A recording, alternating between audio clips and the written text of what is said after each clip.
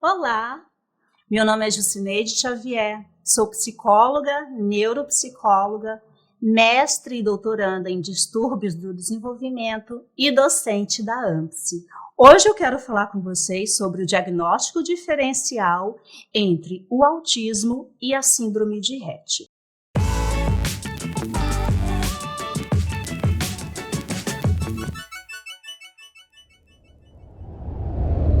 Primeiro, o TEA, transtorno do espectro do autismo, se caracteriza por déficits persistentes na interação e na comunicação social e padrão de comportamentos repetitivos e interesses específicos. Já a síndrome de Rett é uma condição de origem genética que tem uma prevalência muito grande em meninas, mas também pode ocorrer em meninos.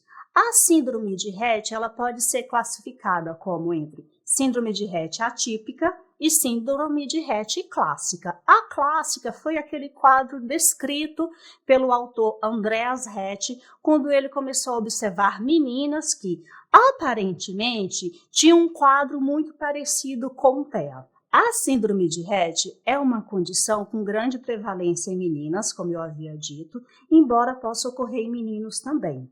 Na síndrome de Rett, nós temos crianças que têm uma história de desenvolvimento, tanto peri quanto pós-natal, aparentemente típica, porém, quando chega ali por volta dos 6 aos 18 meses, ocorre uma estagnação nesse desenvolvimento.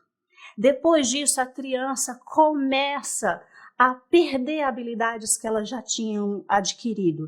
Então, por exemplo, a marcha começa, então, a perder o interesse pelo social e surgem, então, os movimentos repetitivos, as estereotipias manuais, que geralmente é nessa linha média, e é um movimento de esfregar a mão. Então, meninas nessa faixa etária, que é um dos estágios da síndrome de Rett clássica, porque eu falo clássica, porque também pode ter a síndrome de Rett atípica, então elas passam por esse período de perda pela interação social e surgimento de estereotipias manuais.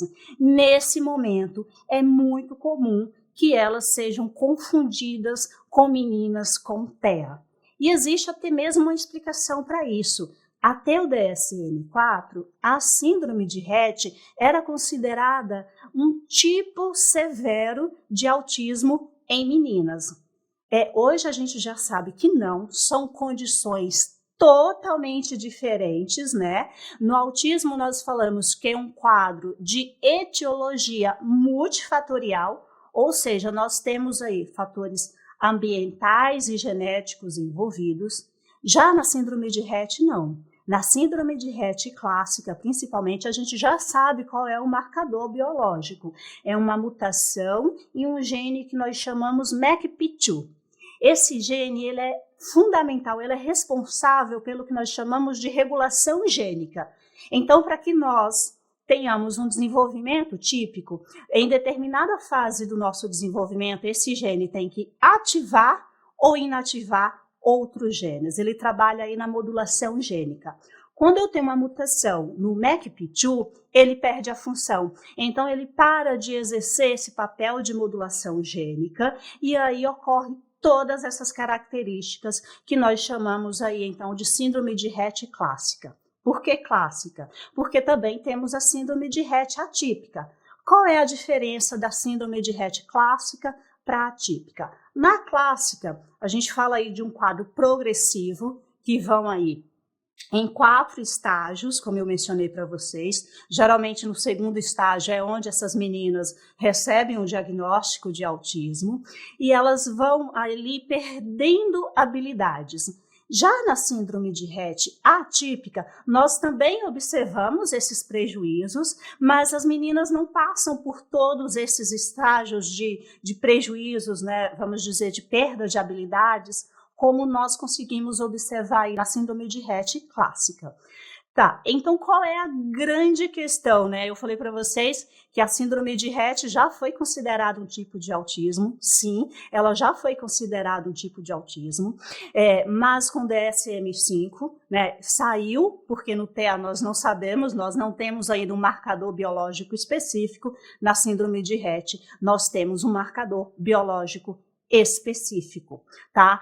Mas ainda é muito comum a maioria das meninas que têm síndrome de Rett, quando elas estão no estágio 2 dessa condição, elas costumam receber o diagnóstico de autismo. E aqui a grande importância do diagnóstico diferencial. Então, quando você está diante de uma menina, né, que aparentemente tinha um desenvolvimento típico, depois teve uma estagnação, ela está perdendo habilidades. Então, quando você acompanha essa menina, com a intervenção, mesmo tendo intervenção, você vê que ela continua perdendo habilidades.